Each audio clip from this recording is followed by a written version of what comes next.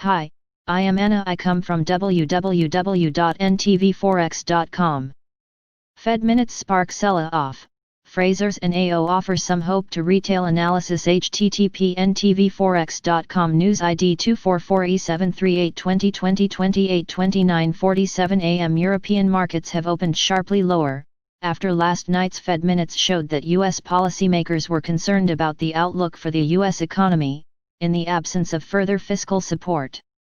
This less than dovish tone seemed to catch the markets unawares, prompting U.S. markets to slide back from their new all-time highs, and put markets in Asia on the back foot as well.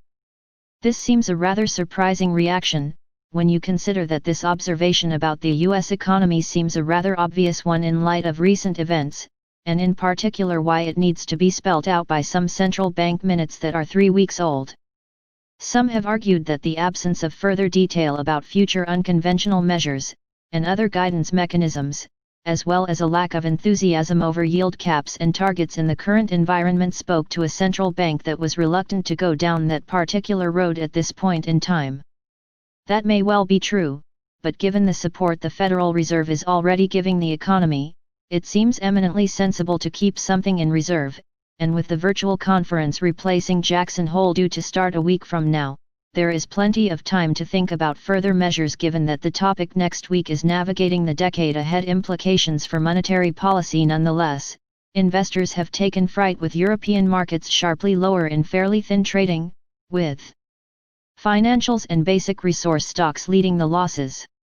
The latest numbers from Frasers Group, formerly Sports Direct, has seen the shares rise sharply in early trade to their best levels since early July, after the company revealed that full-year reported profits after tax profits were down by 12.9%, at A101M.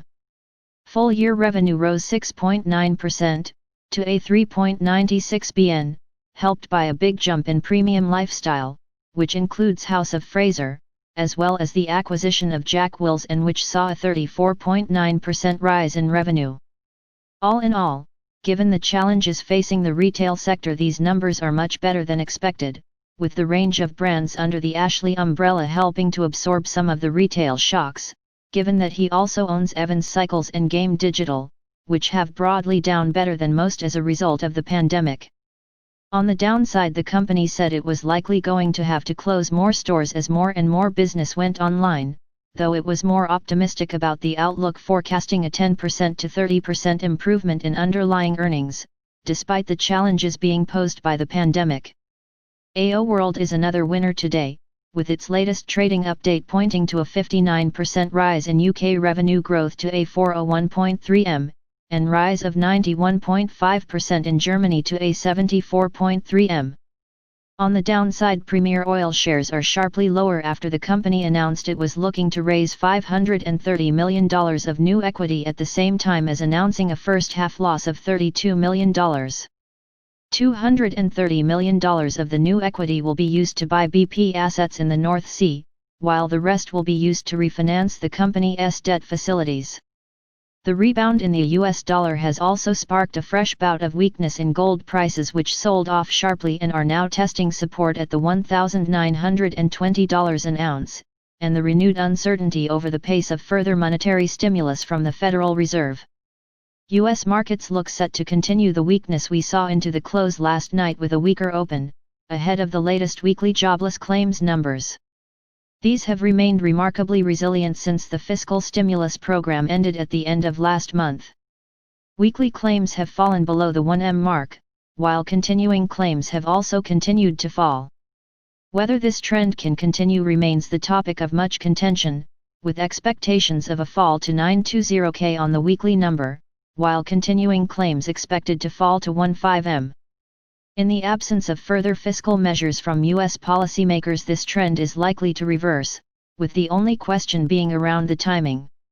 It could happen today, or it could start to happen in the next few weeks, but when it does, this could be the catalyst that nudges U.S. policymakers into action, along with further weakness in equity markets more broadly. Apple shares are also likely to be in focus after it became the first ever $2 TRN U.S. company yesterday, almost 2 years to the day it first passed the $1 TRN market cap level. Dow Jones is expected to open 93 points lower at 27,600. S&P 500 is expected to open 12 points lower at 3,363. Subscribe our channel to receive the news as soon as possible. Thank you for watching. If you want to read real-time news, text messages to MT5 Expert Advisors page at https://m.me mt5.expert.advisors.